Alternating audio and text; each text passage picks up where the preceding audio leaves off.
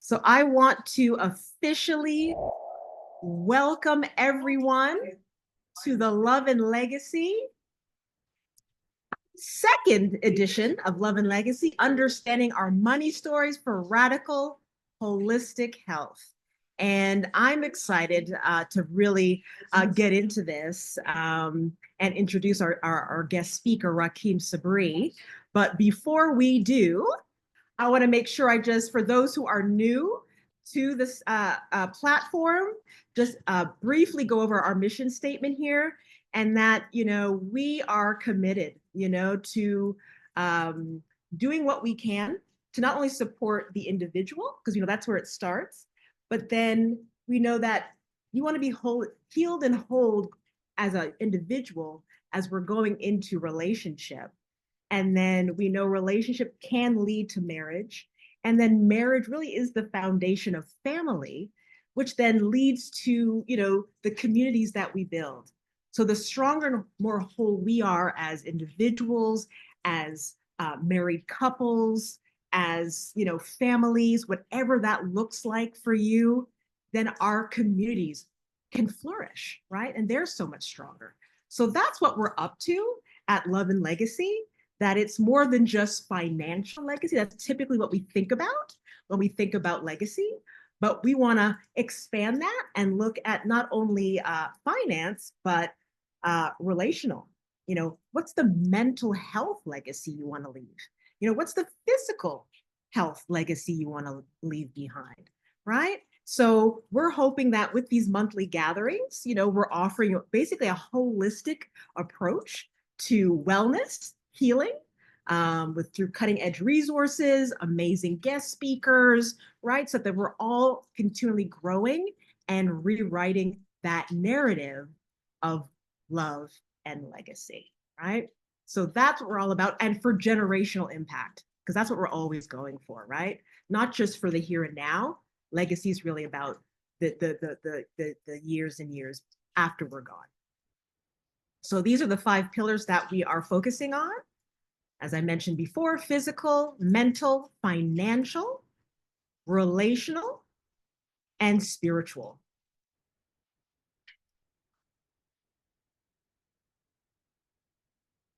All right. Making sure we let everybody in. And so now I am going to pass it on to the legacy of this duo of Love and Legacy, David Germain, my better. Yes. Thank you, everyone, for taking the time out of your busy Sundays so that we can pretty much learn about some financial principles and just our money wounds and money trauma from a world-renowned speaker. And just in case anybody wants to ever know what I do, I'm the legacy. I help put the legacy in place. So if you're looking to put a legacy in place, this is what I've been doing. I'm a real estate broker for over 13 years. I'm also a life insurance broker for over 3 years. I'm an IUL and become your own bank expert, and also tax-free retirement strategies. So I'll send my link in the chat if you ever want to know how you can book times with me, and I can help you how to implement the things that you learn and put it into effect immediately. Okay. So hopefully you guys will learn a lot today, and I want to pass it back over to my dove, Dion. Yeah, so I'm the love in this dynamic here. I actually worked in fashion for over 20 years. I thought that was the be all end all. And somewhere around 40, I just felt there's something more that I'm supposed to do. And I wasn't quite sure at the time, but it did lead me to coaching and eventually speaking. And then most recently, I've added author to my name. So the first book that I launched a little over a year ago now is the 90-Day Conquering Unforgiveness Journal. So through my coaching journey or evolution, it has actually led me to really focus on the transformational power of forgiveness, whether that's at home or at work. I'm trying to bring this conversation wherever I can.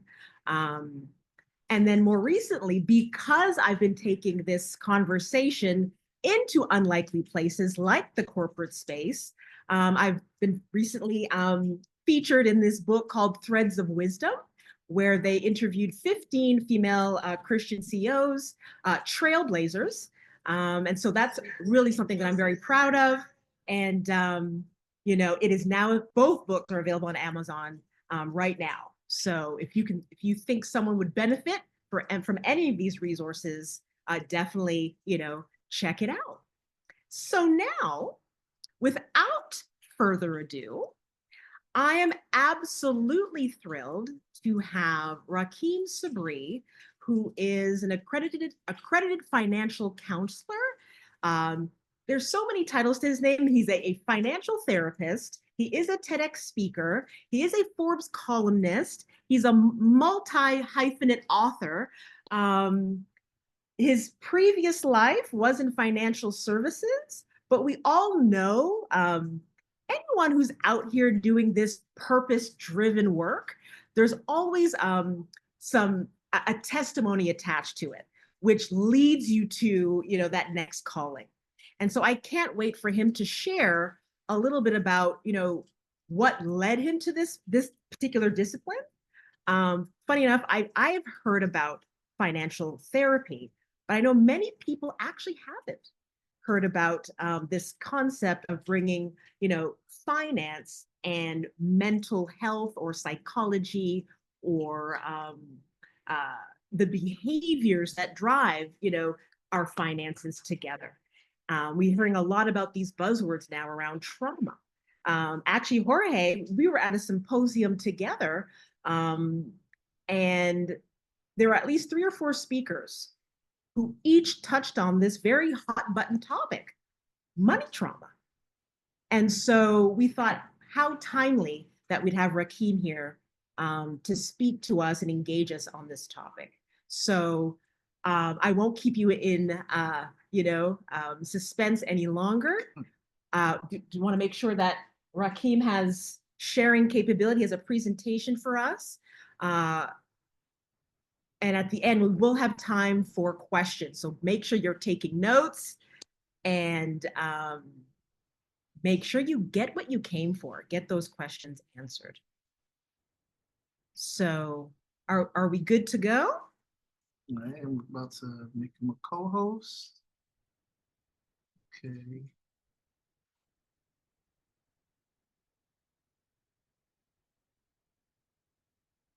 All right, there you go. You now have the power. I'm going to stop sharing here. And it's all yours. Hey, everybody. My name is Rahkim Sabree.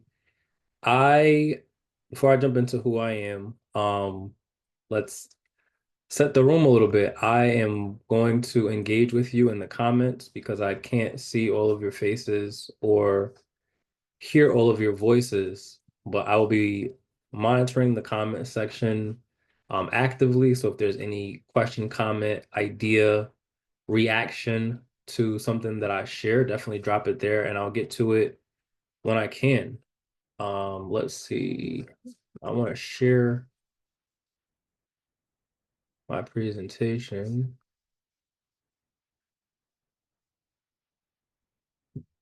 Can you all see that? If you can see that, drop a 1 in the chat for me.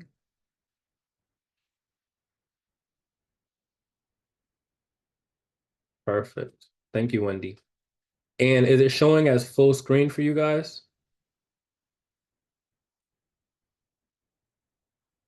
Seeing a lot of ones. All right, cool. Thank you again, Wendy.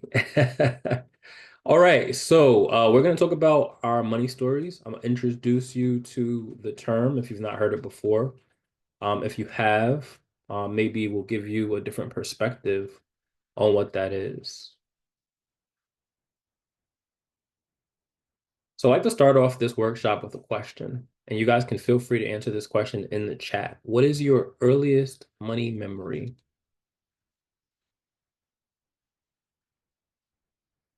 I'm going to read some of them out loud, so you don't have to shout it out, but definitely just a quick sentence. Okay, I see around 7 with an allowance. Buying candy in the store. Thank you, David.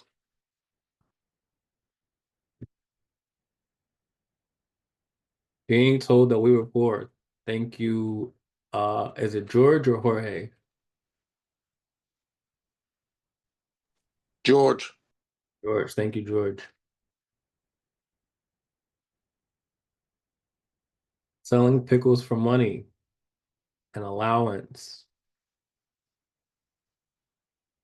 These are all great answers. Being labeled low income. And we're going to talk about all of these. I'm looking for one more response, and then I'm going to move on to the next slide.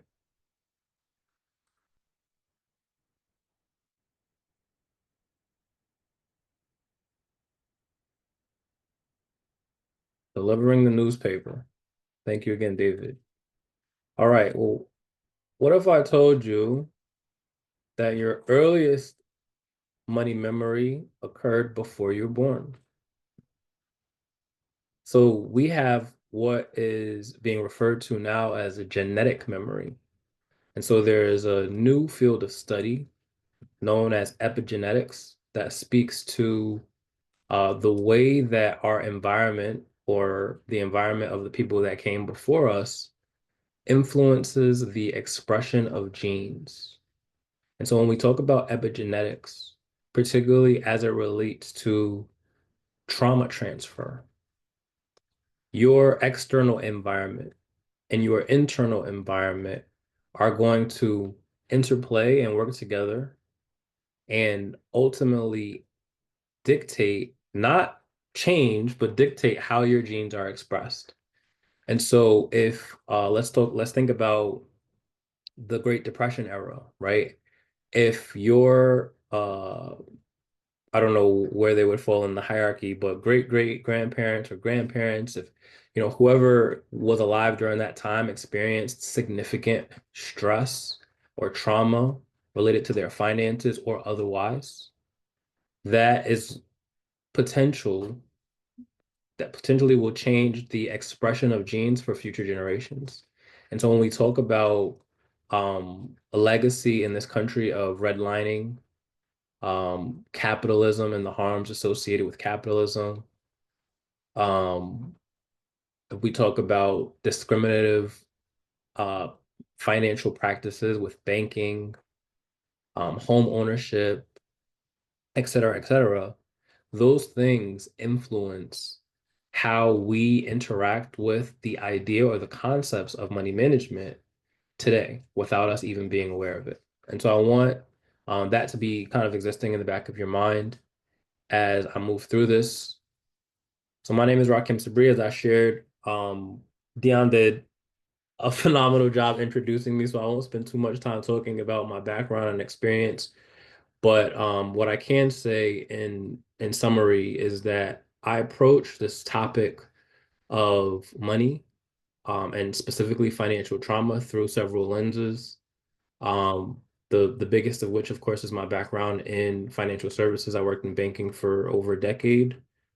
I have a trauma-informed lens on money now based off of this kind of growing interest that I've had in understanding financial trauma or money trauma. And I have some certifications around instructing or educating people on the nuances of financial literacy, which is a term that I'm learning to dislike because I think with that term, financial literacy, there is certainly the connotation that individuals who are not exhibiting these quote unquote best practices financially are illiterate when it comes to money. When the truth of the matter is that there is a complex interplay of systems that impact how people move with their money, trauma that impacts how people move with their money. And many times the people who are not doing what is quote unquote the financially literate thing to do know that they should not be doing those things, but are operating from a place of survival and therefore don't have a choice or don't feel that they have a choice. And so in this space, while I am an advocate for people understanding how to navigate the financial systems that we interact with, whether that be banking, whether that be investing, whether that be any financial product, service, or professional, I would not insult my audiences by saying that they're financially illiterate without really understanding what level of exposure they have had or have not had to navigating these products and services, which in some instances historically have been um, barred from access for people that look like me, right? So um, that's my soapbox reel, if you will. I'm in the process of writing my sixth book for Wiley Publishing. That book is due for release in November, and it is all about financial trauma. So I'm amped up with information and resources and references and books that is going to inform this work and certainly inform this conversation with you all tonight. So when we talk about money stories, I have on the screen here, see, hear, told, lived. And to give you guys just a working definition of a money story, it is very subjective to the experiences that you may have had or that you may have observed from the people around you. Everybody's money story is going to look different. Sometimes it's referred to as a money narrative. These may be true through a subjective lens, right? So, quick story, and I'll give you guys a little preview to my book. My siblings and I, I have three original siblings, and then I have two additional siblings that we picked up as time went on. But my three original siblings grew up in New York, Mount Vernon, New York, in Westchester County. And my parents were young parents when we moved to New York. My parents were young parents, period. They were 17 to 18 when I was born. And I became very conscious of their splitting up probably around 12, between 12 and 15. When that happened, their incomes separated. And so as a result, I became very conscious of the household finances. In that, I learned that my mom had Section 8. I learned that we had food stamps. And because I was the oldest son, and oldest child, period, some of the burden of responsibility when it came to navigating or managing the household finances fell onto me. Why is this important? My brother and my sister did not realize with the same degree of intimacy that we were struggling in the way that we were, and therefore their perspective or their money story is very different than mine. Because I was in a position of financial stewardship in the household, because my mom was sharing a lot more of the details intimately about what was going on or what was not going on, that shaped my perspective, my ideas, my aspirations financially. And so in my TEDx talk, I open up by saying that I aspired to be poor. And what I meant by that was that because I saw that we were operating in this financial system that included Section 8, that included food stamps, that I made associations without being explicitly told or instructed around how expensive it was to buy food, around how expensive it was to secure housing. And as a result, thought to myself, well, when I'm old enough to live on my own, I'm going to apply for food stamps. I'm going to apply for Section 8. And, that's what life is going to look like for me because that's what I was exposed to. So real world example given. Now we're going to zoom out back to this presentation. Your money stories are going to be influenced by what you witnessed. So what is it that you see? When I ask you the question, what is your earliest money memory? Some of the responses that came through were experiential. Some of the responses that came through were things that individuals were told or labels that individuals were given.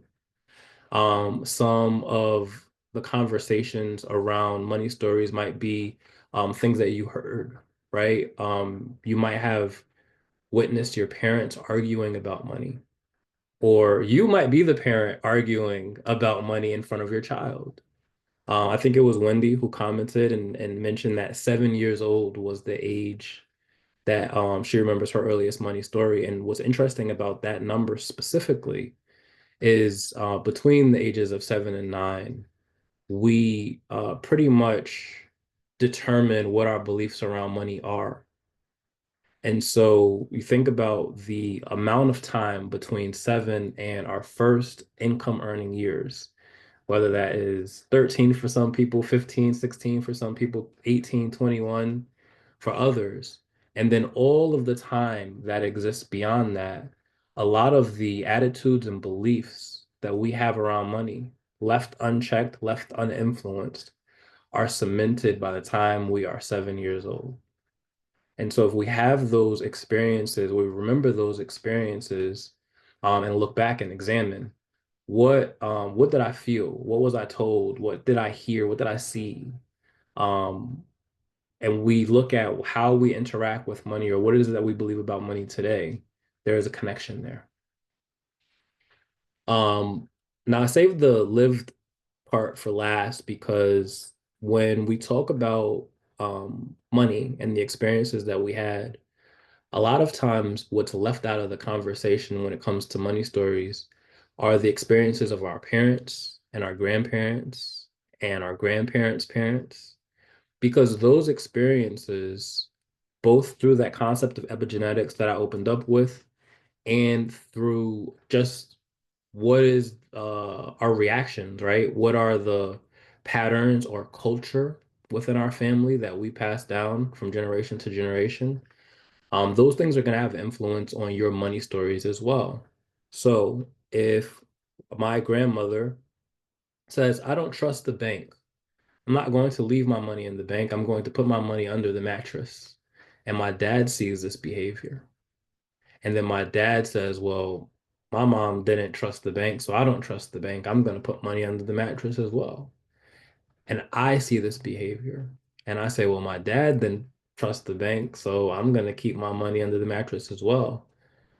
My grandmother may have had an experience that influenced this reaction, but through the observation, my dad may have picked up this culture or this pattern or behavior, and then as a result, passed it on to me, where now there is no context for why I'm behaving the way that I'm behaving.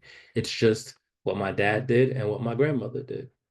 And so when we talk about money stories, it's important for us to examine what are the rituals, what are the culture, what are the behaviors that we have picked up when it comes to our ideas about money from our parents, our grandparents, and beyond. And it doesn't necessarily have to be blood connected. I had a memory of going away or getting ready to go away for college. And there was a neighbor who lived in my building who watched me grow up. And, she's proud of me. She, like I said, she watched me grow up and she's like kind of sharing the sentiment. And she says, as I'm, getting ready to pack up and go, whatever you do when you get out there, don't take out any of them credit cards. They're going to offer you all these credit cards. Those credit cards are bad. And she's sharing this experience through the lens of her experience with credit cards, which it sounds like they were negative, right? And not giving me context to why that experience, or rather why that was the directive. I'm just leaving the building like, okay, this neighbor, she's telling me don't get credit cards, so credit cards must be an issue.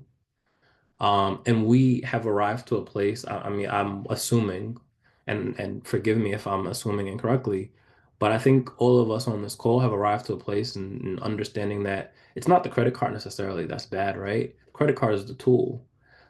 It's how we use that tool or misuse that tool that ultimately has a negative impact.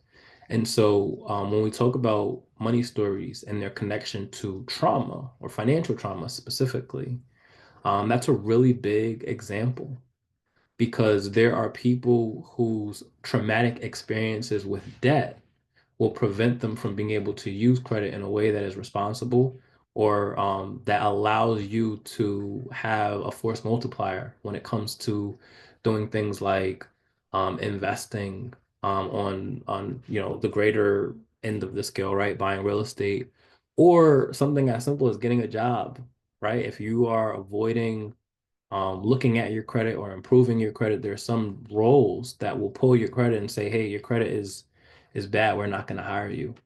And I've seen that happen to people. Before I move on, is there any question or comment? Feel free to drop it in the chat. And actually, I'm not going to keep it on this slide. I'm going to keep moving, but I want to hear some of your thoughts around the foundations of our money stories.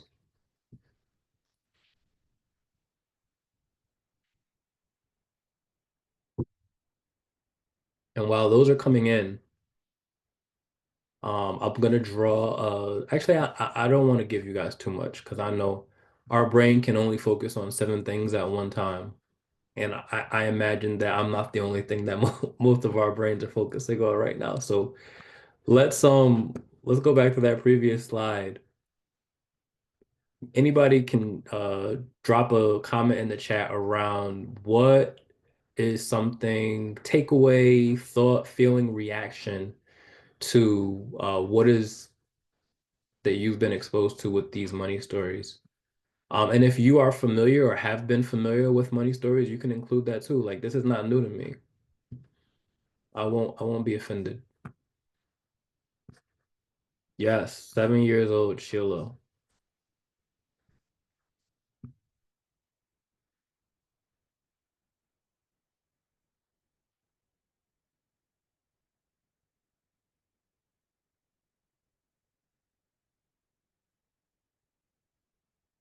Is Sheila there we go. I see. Yep. So is Sheila the only one that has a reaction?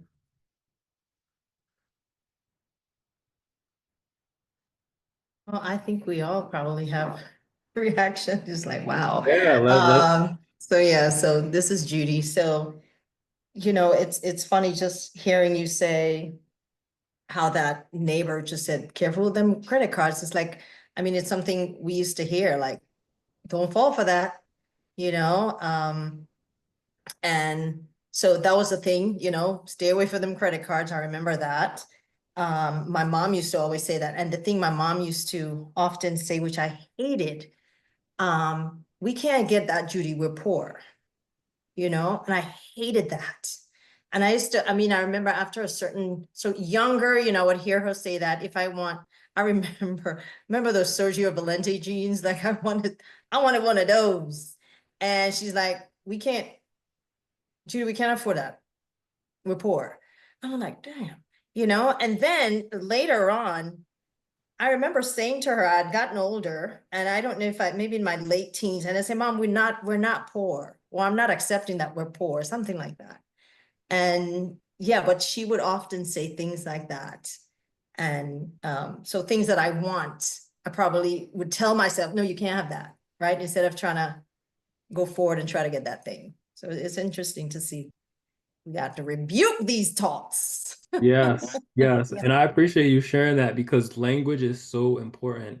One of the tools that I offer to my clients or people that I am consulting for when it comes to addressing financial trauma specifically, are affirmations, right? So we have to be careful of how we label and accept different aspects of reality based off of what is given to us or what is put on us or maybe what we pick up that's not necessarily for us, particularly when it comes to our relationship with money.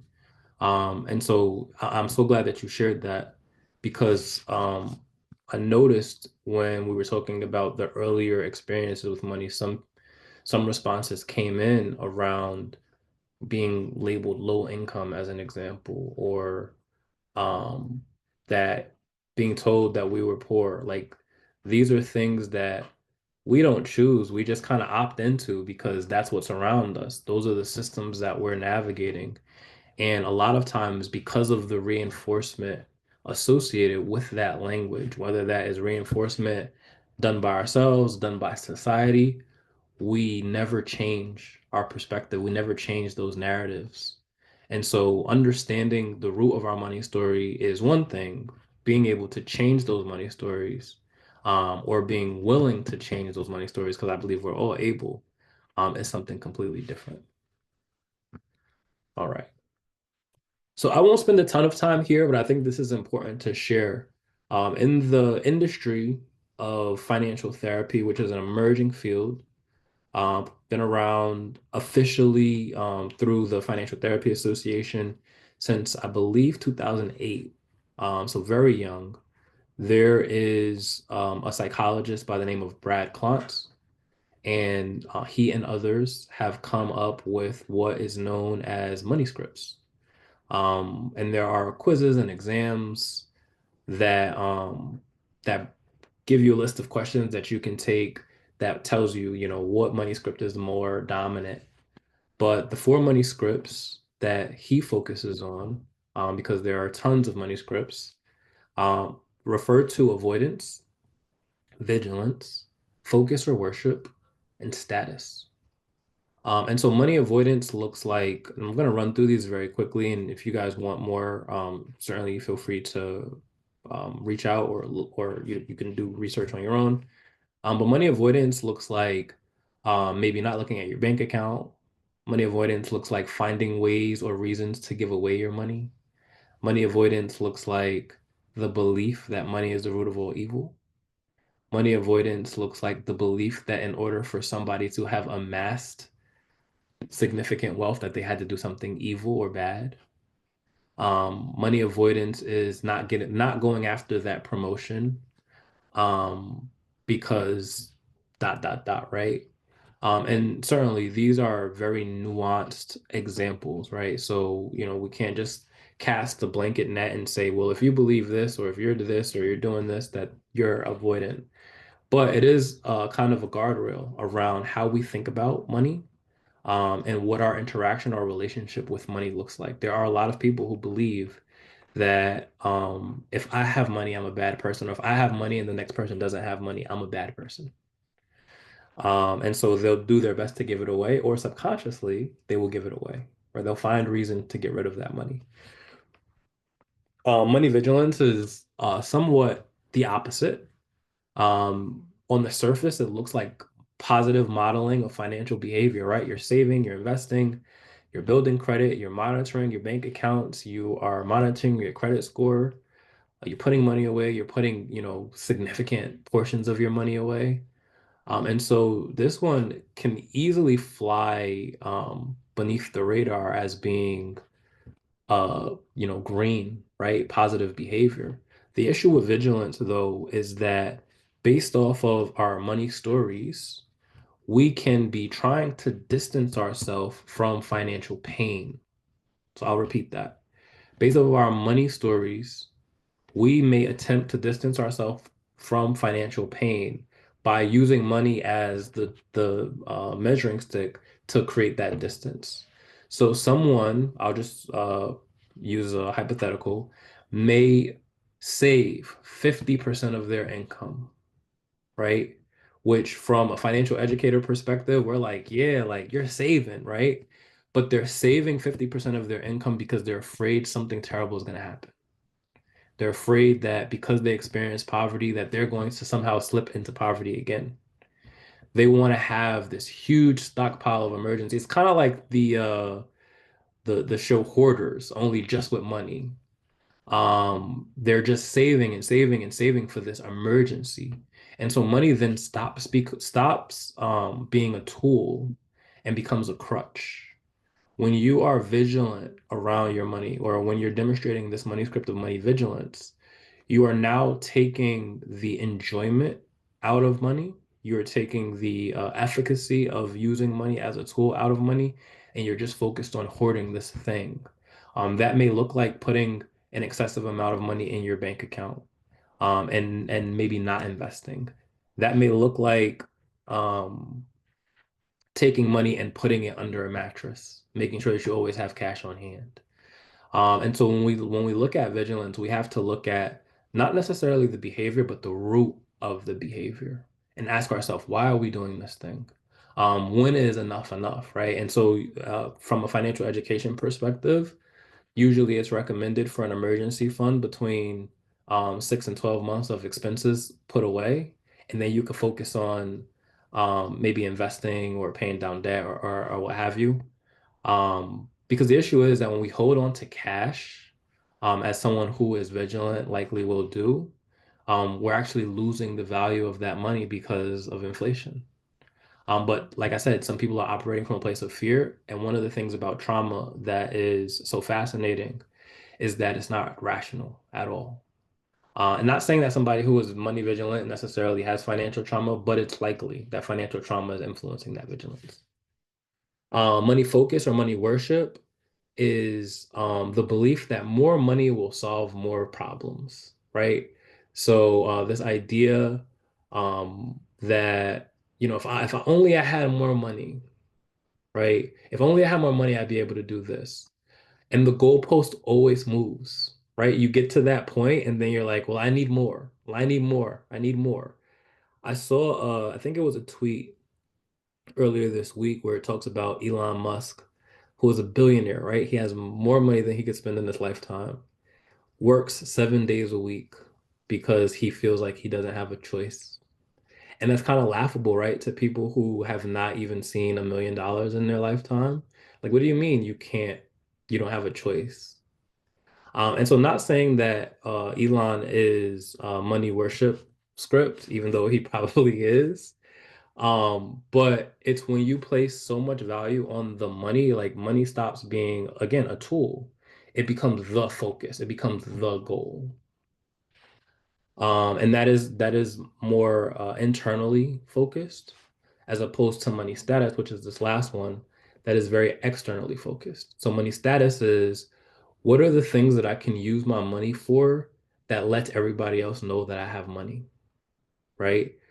What new vehicle can I buy? What new gadget can I buy? Well, how big of a house can I buy? It's that classic keeping up with the Joneses. You're not even spending the money to make you happy. You're spending the money to show other people that you have money. And so money status is something that we may pick up or that we may witness in other people. Now, what's unique or cool or interesting about these money scripts is that you don't have to be in one, right?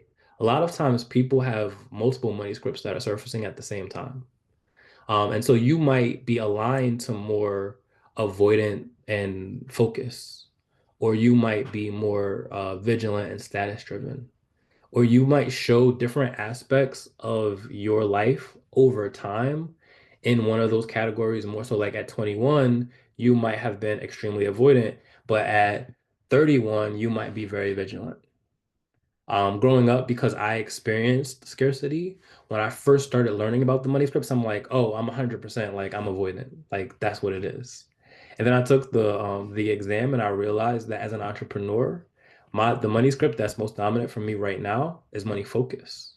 But that makes sense, right? Because as an entrepreneur, I don't have the security of a regular paycheck. So the idea that more money would solve more of my problems is accurate, right? Because I don't have a regular flow. Um, and entrepreneurship is ghetto at times, but it's also super rewarding. And so that money focus can shift very quickly into money status, right? Where I'm like, well, I'm an entrepreneur. I need to have the nicest car, watch, whatever, because appearance is everything. First impressions are everything. I need to have the best website. I need to have the best logo. I need to have the best whatever.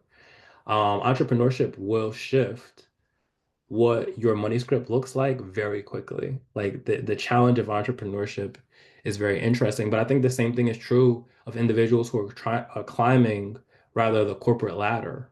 When you get to a certain level of leadership or a certain level of prominence or a certain level of exposure, people are looking at you and they're saying, who is this person? Why is this person here? You want to look the part many times, and in that, you may start doing things or spending your money in ways that says, yeah, I deserve to be here. You see this expensive suit, you see this expensive watch, I deserve to be here. And unfortunately, that's influenced by the cultures that we live in or that we opt into as it relates to consumerism, as it relates to capitalism. And so I want those things to exist in the back of your mind as you're looking at these things as well. All right. So I talked a lot about those labels, but those labels are going to be influenced by our values. What are the things that we believe or that we feel very strongly about internally? And so culture is going to influence your values, and your values are going to influence your goals. Working with individuals one-on-one as a financial counselor, one of the things that I spend a lot of time, if not all of my time on, is helping the client to recognize where there may be a mixed match in their goals and their values. So somebody might come to me and say, hey, I want to create a budget and save 30% of my income. And then we create this plan, right? And then we come back and we're tracking where the money is going. And we're realizing that the money is not going to saving, right? The money is going to going out to eat, or the money is going to buying gifts, or the money is going to whatever the thing is, right? The question then that I have to ask the client is, well, you told me that this was important to you, but your behaviors is showing me that that is important to you. So is your goal different than what your value system looks like? And if so, how do we get to a place where we align these two things, right? Um, when it comes to the goals sometimes that we set for ourselves financially, they very often are based off of what we see other people talking about, right?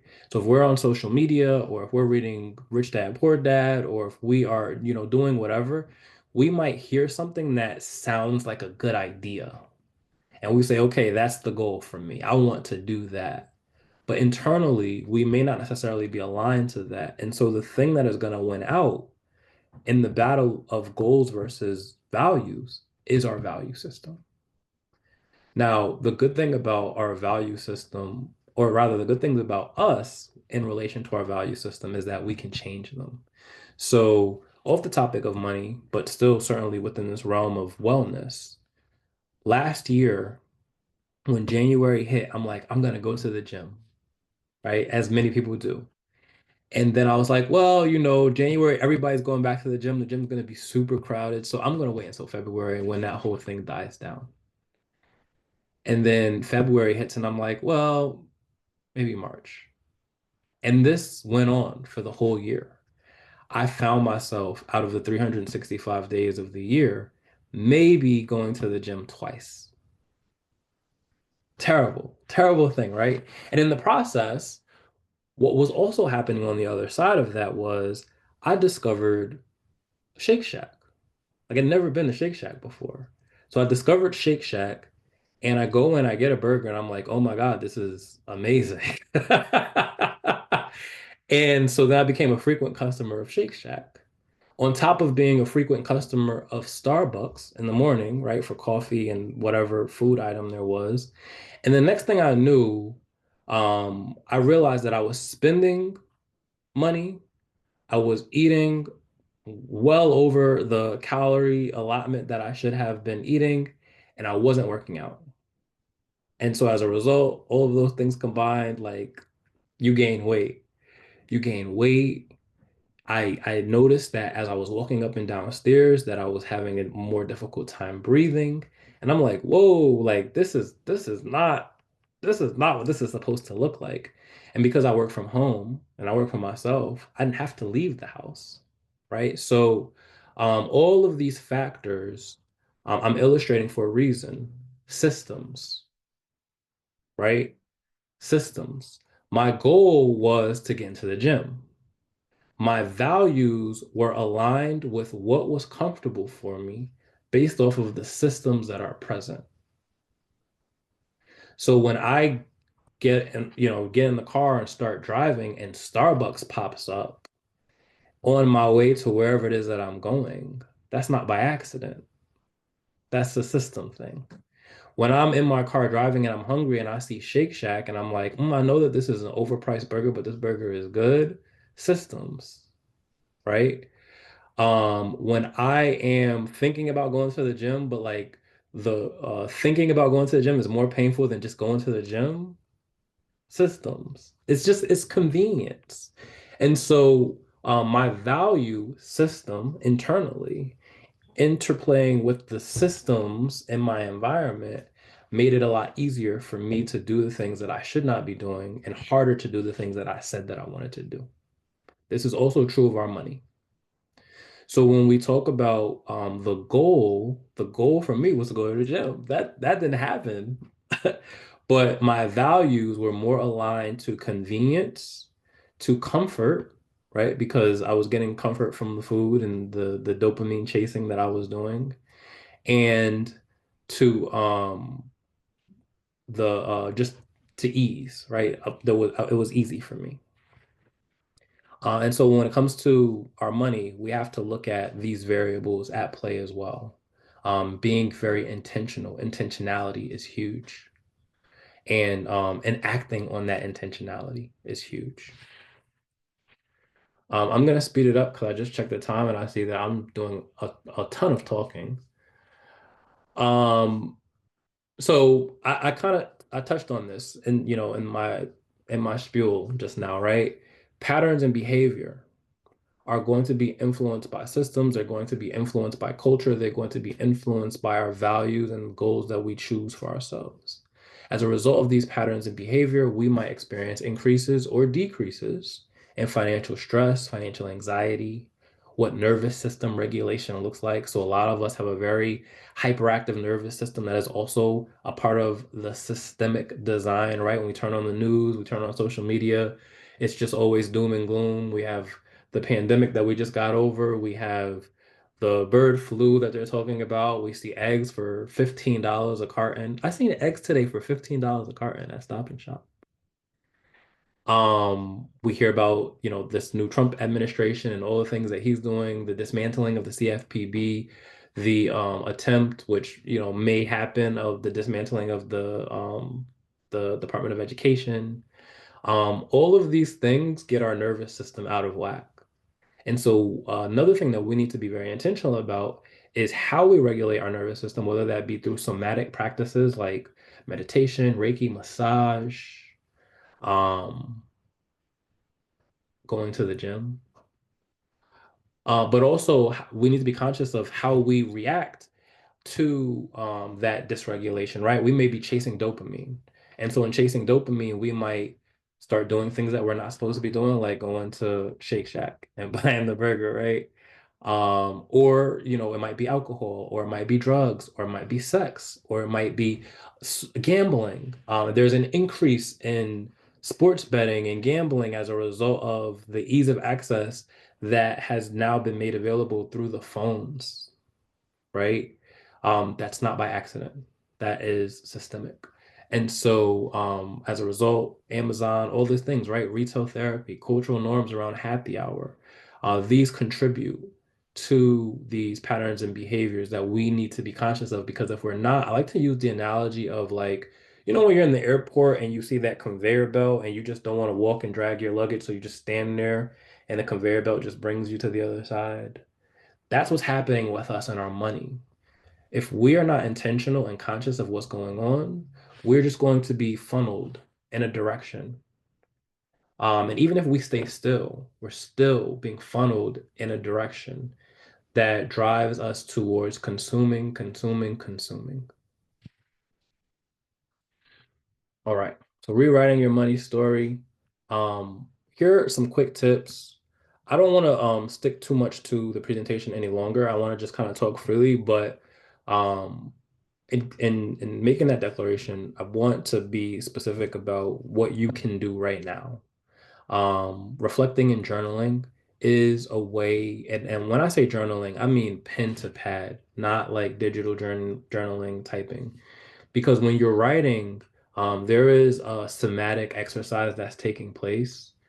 There's also what is referred to as um, I lost the term, but it's like a neural kind of it's escaping me right now, but there's something that's happening in your brain when you're writing, particularly things that you just learned or things that you're thinking about, that helps you remember and make connections between these concepts.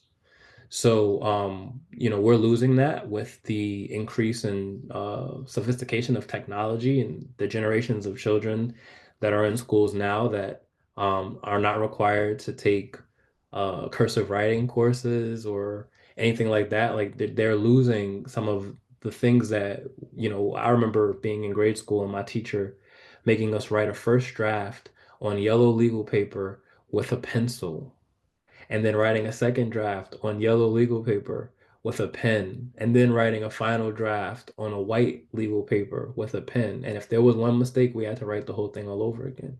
And I was like, wow, like this is so like anal. But in hindsight, now that I understand the science behind how this drives memory retention, and the somatic healing effect of writing, I understand the method to the madness. And kids today just sit on their laptop or their iPad and they type away. And then at the end of the semester, they don't remember anything that they learned. And so when we're reflecting and journaling, we want to identify and challenge some of the limiting beliefs that we have when it comes to money, whether that looks like being told that we were poor, or still believing that we're poor, even if we're making, money that takes us out of the poor category. Some of the scarcity beliefs that we have when it comes to money around maybe money being the root of all evil, or maybe money, the acquisition of money being evil, or what is that we're supposed to do with money. Um, and I mean, there's a million, right? So and like I said, it's going to be subjective. You decide what are the limiting beliefs that you have and how can you challenge them? How can you turn those around in such a way that allows for you to think abundantly and embrace opportunities that present themselves, or that will present themselves because now you have created pathways for those opportunities to show up by breaking those limiting beliefs. Super important to set specific financial goals, right? So it's not enough to say, I want to be a millionaire. If becoming a millionaire is one of your goals, and I'm just using that as a number because people use that as a number, then you need to figure out, okay, what number millionaire? Do you want to be a 1 millionaire? Do you want to be a 2 millionaire, a 3 millionaire, a 10 millionaire? And if so, then you will create the action plan to follow, right? So what are the things that what is the product you have to sell, or the service that you have to sell?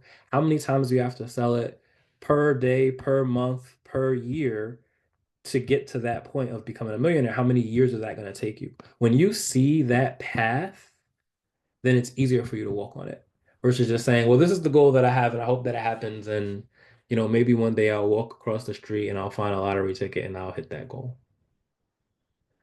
Building a support system. And I'm going to change the language around on that because this is also one of the solutions that I'm alluding to in my book.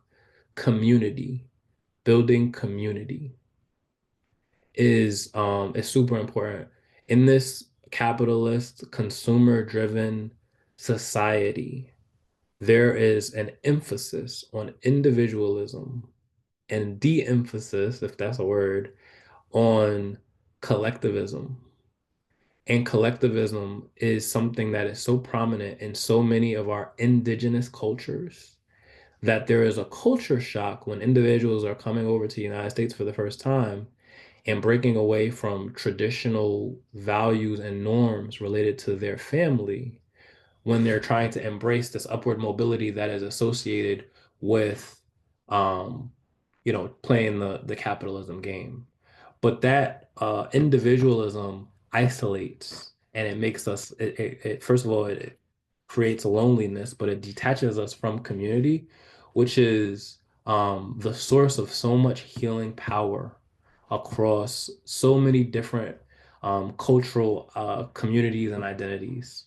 So I have to emphasize more than anything else, build community. And you get to decide and dictate what that looks like. That doesn't have to be a toxic family member or coworker that you don't really get along with just because you're in the same space at the same time.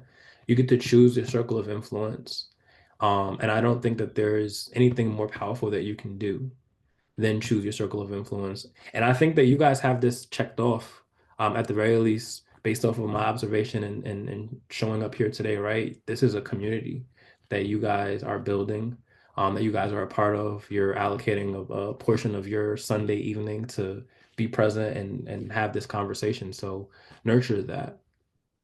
And then lastly, commit to continuous learning because things change, and lately they've been changing faster and faster and faster, right? Especially with artificial intelligence, with the change in the political landscape, with the change in like, I mean, I can't tell you how many times I've referenced the CFPB, Consumer Financial Protection Bureau, and now the CFPB is no longer, right? So things change. I can't go off of this same old curriculum that everybody's been repeating forever as financial educators because it's no longer here. Commit to continuous learning. And then there's my contact information. So I'm gonna land this plane. There's a QR code. If you're not viewing this on your phone, then you can scan the QR code with your phone, and it will take you to a survey around how my presentation was today. I love feedback. If you are viewing this on your phone and you want to give me some love, you can go to talk.ac/Rahkim Sabree and then enter the code talk because it's going to ask you for a code. Enter the code talk, and then it'll ask you a series of questions related to whether or not there was value in this presentation, did you enjoy it, et cetera, et cetera. But I'm going to stop here and give you guys an opportunity to react, ask questions, provide feedback, if there's anything that you want to go a little bit deeper on. But it's been absolutely a pleasure. And I want to thank you, Deanna and David, for inviting me. Well, I just want to say first and foremost, thank you Bars. for that. Bars. I took tons of notes. Like Wendy, I saw her just, I could see her just writing away. Some of my biggest takeaways were genetics. This is even before we're born. Mhm. So I Yeah. just go to me and my focus on forgiveness. Like, can we give ourselves a little bit of compassion? Because this has actually already been embedded in us before we were even taking our first breath, right? The next thing you said that was really powerful was systems. Yeah. The systems that are in place, whether it's the value systems, whether it's the physical systems that can either work, for us or against us, values. And are the values matching up with the goals?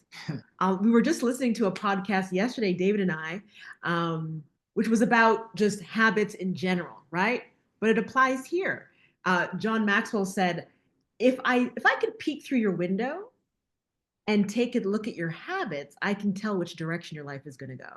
If you're going to go the successful route or the other way around. Yeah. Same thing for money, right? We're saying we want this, but our values matching up with the goals, right? So powerful. And then there's so much more, but the last one, and I'm so happy that you actually are flipping the phrasing of that from not just support system, but community, and how you tied it into.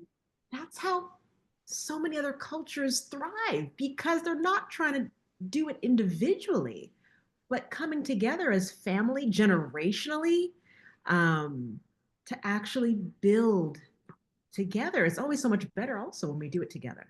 So those are just some of the takeaways that I had. Mr. Legacy? Well, I'm sure there's other people, because I have questions too. And thank you, David, my son. But the part there, he was talking about like when you get money. See, when you have money trauma, and when you get money, and then it's like, all right, do I have to live this lifestyle to try to pretend, or not even pretend, because that's not sometimes even you, because society says, oh, you're an entrepreneur, you got to have this car, this suit, because that's how it was in the real estate. Oh man, we always had to dress up in suits and drive the latest car so we could, quote unquote, impress the client when we're showing the houses or pulling up to the house.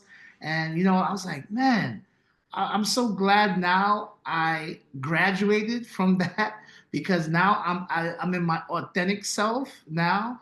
And it's funny, like I met my first millionaire in real estate, right? And in my growing up as a kid, I had a vision of what a millionaire looked like, right?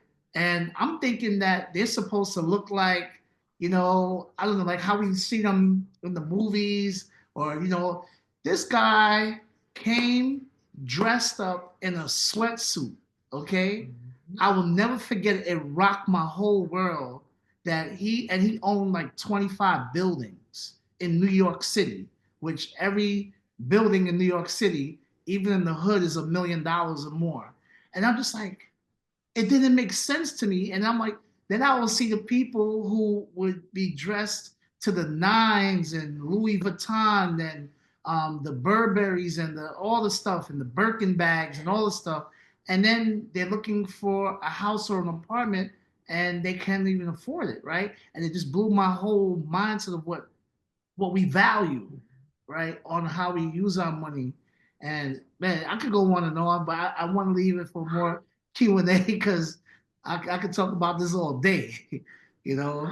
Yeah, but that was going into the money scripts you were talking about. You see how it kind of Yep. shifted? Like you thought, millionaire looked like one thing, I've got to strive for this. And then you met the millionaire, like, oh, actually, I don't have to do all that. Yep. Right? Performing and branding with the expensive stuff because look, I don't actually need that. So that was interesting. But yes, let's open up the floor. Yeah. Questions, comments. And We while gave while a those lot. questions are marinating, I just want to make this quick comment. As a trauma-informed financial educator, right? There is a balancing act that I have to strike between holding people accountable and also giving them space to, or rather giving them grace. And I Yes. noticed that there's a few financial educators in the group or financial adjacent people in the group. I would offer that to you. If you're interacting with people, so much of financial education places the blame on the individual for not being, doing, knowing, right?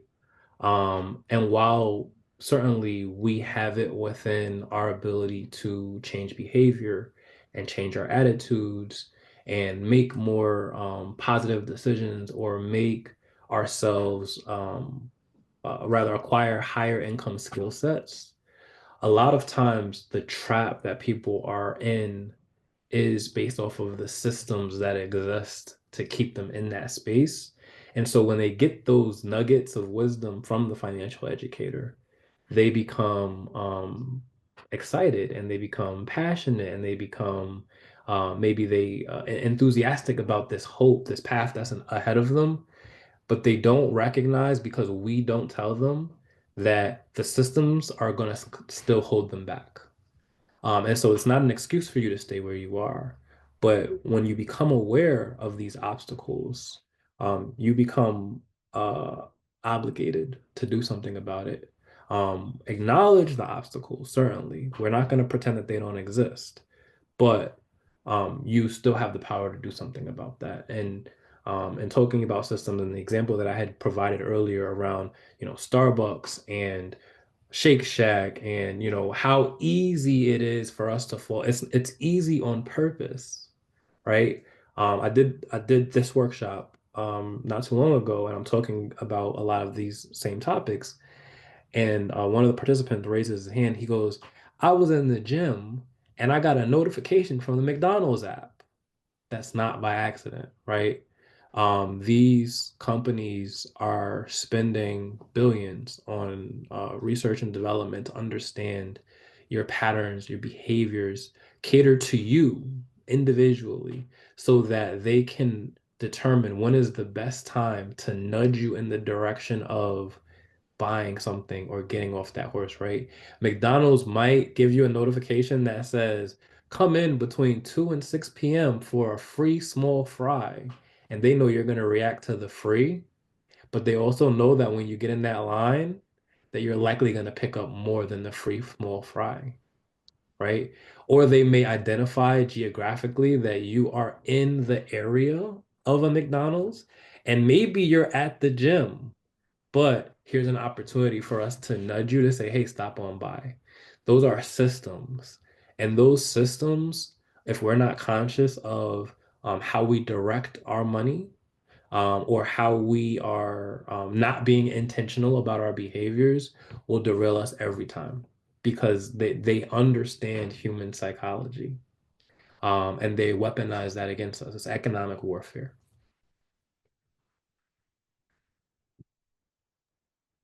And now with AI, they're listening to us on our phones, because I find it strange. You could talk about something, and whatever that something is, all of a sudden you see that ad on your phone, and they know us better than we know ourselves. Yes. Yeah. And one of my biggest takeaways is that the psychological aspect of what you were talking about, and how the systemic approach has been for years to get us to buy into consumerism, and how they've targeted our people as a whole, where we come from.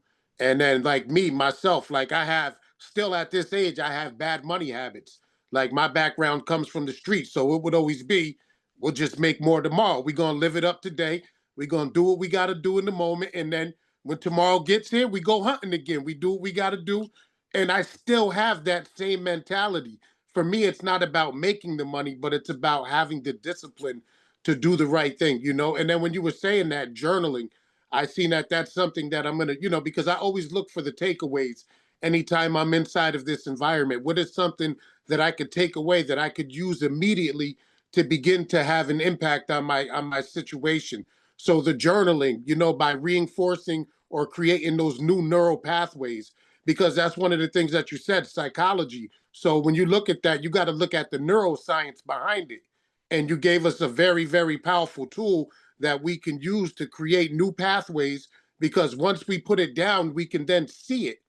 Because a lot of times, until we challenge ourselves to see what the issue is, then it just hides, and it'll hide because it's not being confronted. So for me, the journaling aspect, finding out what are my limiting beliefs, what is the negative self-talk surrounded by my relationship with money, what is my money script per se, what is it that I've been believing, or have I been conditioned to believe, that I continue to reinforce through negative behaviors as it pertains to my finances.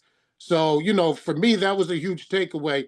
And I thank you for that, man, because, a lot of what you're saying about the psychology, the marketing psychology, everything is psychology. And then with us being a group of believers here, if we approach life from the wrong psychological perspective, then how is that going to impact our kingdom influence as believers and children of God? So when we can start to get our mind right around these different perspectives, it's also going to enhance who we are as we begin to advance God's kingdom here on earth. 100%. Wow. Well, I got excited. Sorry, Rakim, I'll give it back to you. No, I got excited too. I feel like I did a job well done with the way that you gave that back to me. So thank you. You hit on everything. And yes, the neuroscience is important because so many of us are living in survival mode, right? Our amygdala is firing off, and that's the part of the brain that is responsible for fight, flight, fight, flight, freeze, fawn behaviors when it comes to money. And so sometimes the fight response is a fight, not necessarily against the threat of, some like there's a tiger or a bear in front of me that's trying to take my life. Sometimes that fight reaction, because that's the part of our brain that's so primal, we don't have the ability to rationalize, is against an idea or a Mm-hmm. belief about who we are or what we're supposed to do, right? And so sometimes when somebody challenges that, it's like, well, who are you to challenge, who it is that I believe I am? And so we have to transition that, or allow the response to go through our amygdala and more focus on the prefrontal cortex, which is responsible for rational thought. And so Mm-hmm. I'm giving you guys the specific vocabulary because you mentioned the neuroscience, and yes, there is the neuroscience and the psychology that is at play. That's why I talked about the nervous system regulation, because when we are able to slow down and then acknowledge what's happening to us or acknowledge how we're responding to certain things, we can then process from a rational perspective, okay, what do I do about this? Or how do I recognize my safety in this moment? And I would offer that to you as a tool when you are going through these exercises. Ask yourself that question. How do I recognize my safety in this moment? Yeah, that's good.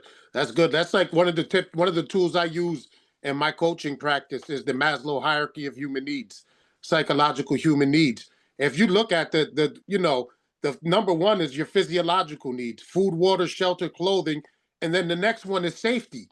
When people come from where we come from, we're preconditioned to live in that zone, which is the lowest form and the lowest level of living. Most of us never transcend beyond that. Like when you come from, I don't, I'm not, I'm just saying for myself in terms of when I say where we come from, some of y'all may not come from that environment, but I'm just saying from what I was taught, survival mode becomes our comfort zone. And it's like, we can't see beyond that because we've got so comfortable being in that place and we think that that's all that there is. and Right. and the hunt is what satisfies us every day, having to get up and go out and get it. It makes us feel like we're a man because I went out today and I handled my business, but not having the understanding that there's more, that if we do the right thing, after we capture our hunt and we begin to position it in and properly place it in areas where it can grow and it can begin to work for us. And that's why I said the power of the community, what's being built here is beautiful because this is one where if you know somebody, next meeting, you should be having them in on this live because this is how we change the dynamics in our community. This is how we push the culture forward by getting this information out and making people aware that, there's a psychological warfare that was levied against our people that keeps us trapped in a position to where survival becomes the norm, and there's so much more for us, and this is the release. So I thank you, brother. I see a big calling on your life for this. So I pray for expansion, expanded visibility. What you Thank you. do I is appreciate that. necessary. Nah, seriously, what you do is necessary. Sherman, I see your hand raised. Hey, I appreciate it, brother. Pleasure meeting you. So this was the first time that I ever heard that terminology of financial therapist. And it was very intriguing when I received the email, from the team talking about you coming on. I just had a quick question. Many of these scripts, as you talked about, the avoidance, the focus, the status, vigilance, are scripts that have been running in our minds for a long time, right? And it's kind of the scripts that also keep us safe because it brings us into our level of comfort. What do you think based on your practice, have you seen as the biggest hindrances to us changing those scripts? Because, as we recognize and the beginning is us learning the script that we're running with, right? And now that we learn, if we know and we kind of identify which script we're running with, what are the biggest hindrances to kind of shifting those scripts if we recognize that the scripts aren't benefiting us in moving forward financially? Yeah, this is a great question because from a purely financial therapy lens, I could say, well, that looks like,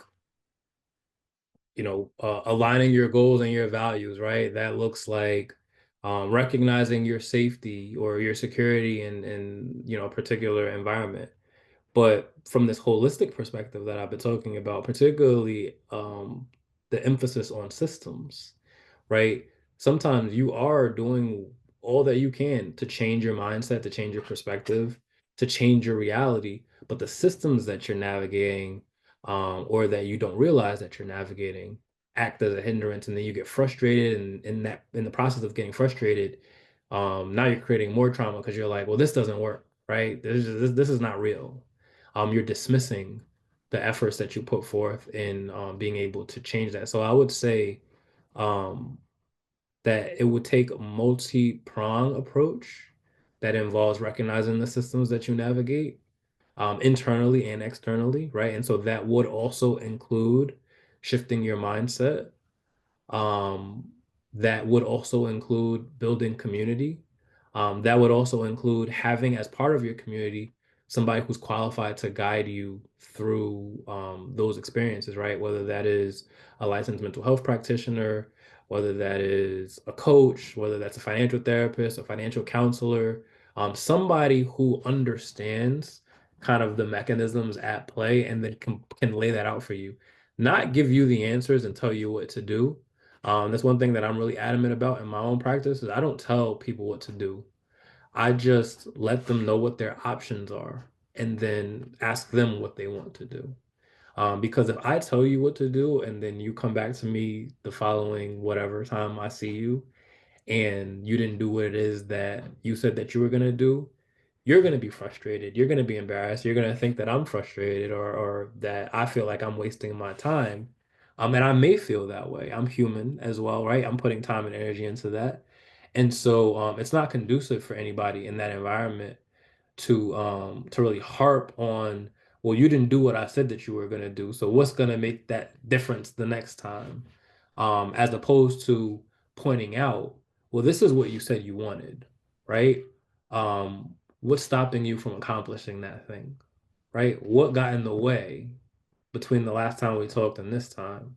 And when we start asking questions from that lens, you can pinpoint, or you can more closely pinpoint, because maybe you can't in that moment, more closely pinpoint what those obstacles look like. And maybe the obstacle is just like, I was so overwhelmed with life that I didn't even have time to like sit down and process this.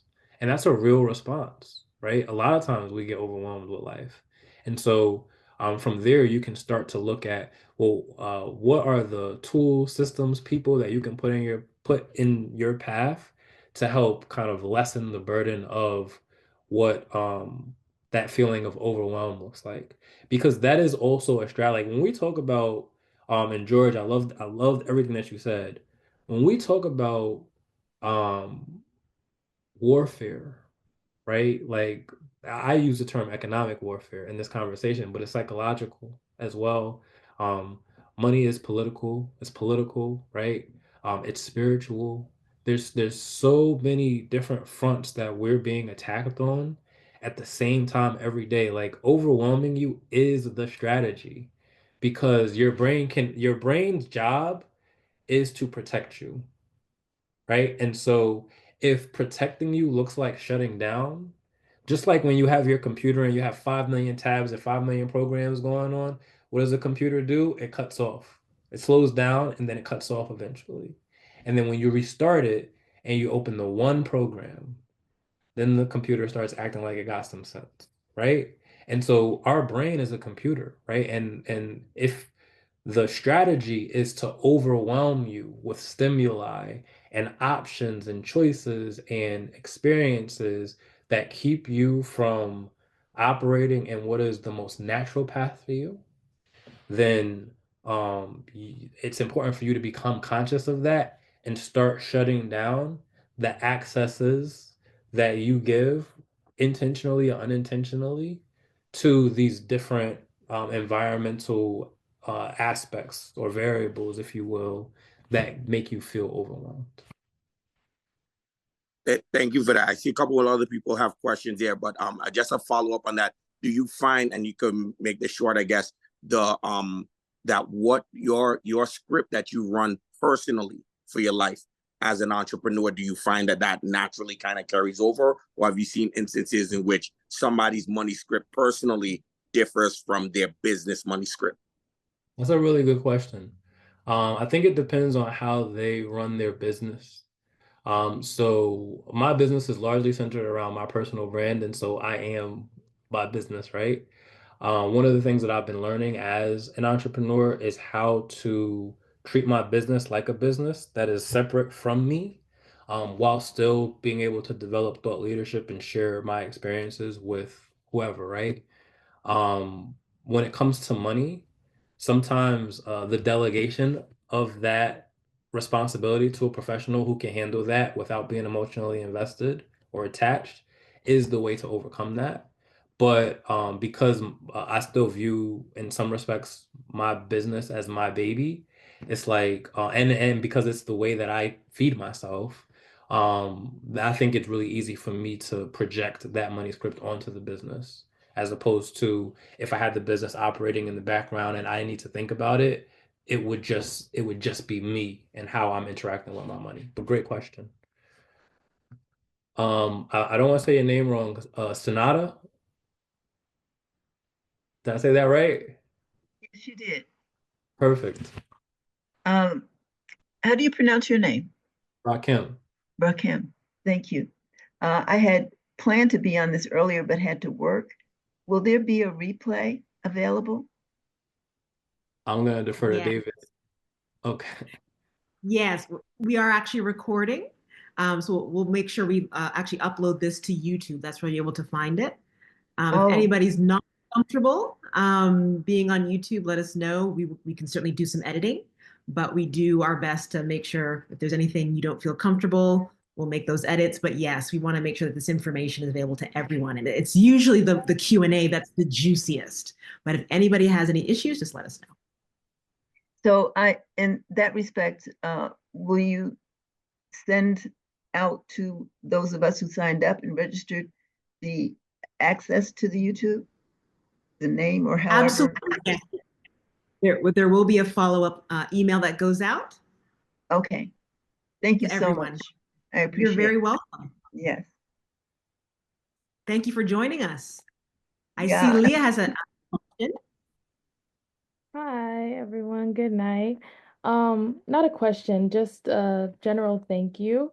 I really appreciate this session. And even when you were saying, when you were like talking to us financial educators or financial adjacent, I appreciate that that you said to be compassionate because it's definitely something that you always want to consider when you're talking about something as serious as money.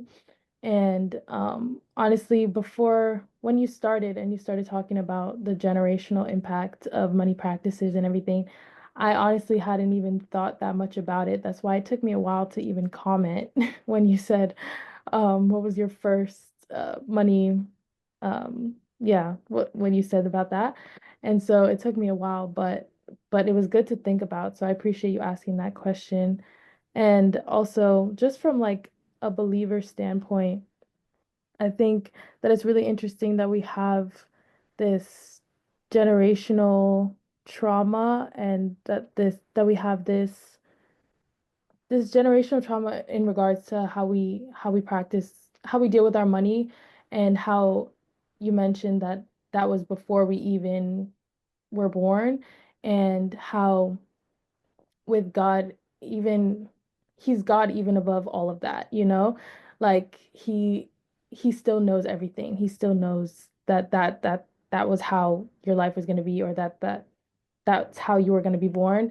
So I think it's important to remember that, just so you know you don't feel like all hope is lost, and you remember that you know he still knows everything, and he can still get you out as long as you know ask ask for help and you seek that help, you know, because yeah, I hope you understand what I'm saying. I do. Thank you. Thank you for that, Leah. And I love what you brought in actually, because yeah, there was we're thinking we should have it all together because again, we're believers, but no, we're still walking this life on earth. And so, and it's through those trials, it's through the tribulations. There's the systems, but all of it's working on us, and we will get there, you know? So thank you for that. Judy Blades. Yes. Man, this was so good and so needed.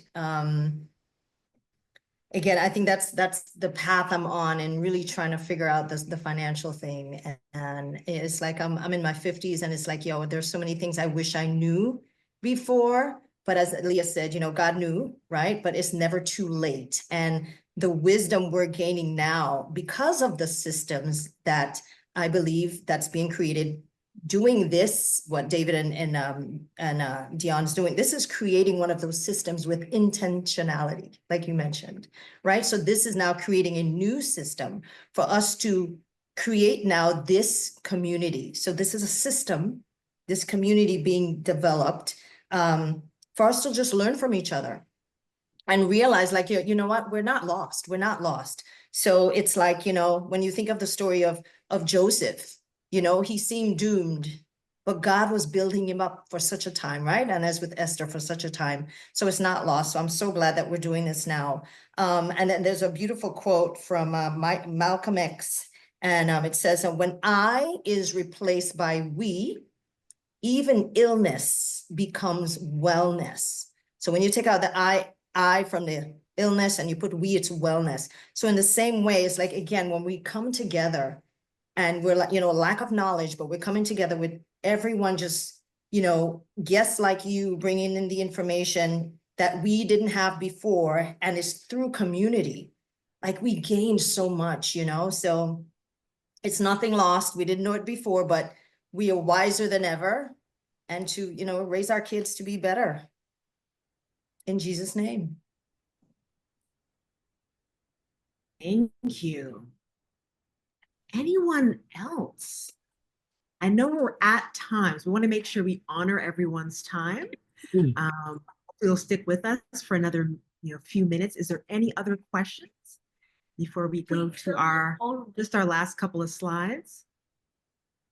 Well, all right. Well, I'm hoping everyone will first come off mute and give Rakim some love. I mean, that was just a great job, brother. Great job. Yes.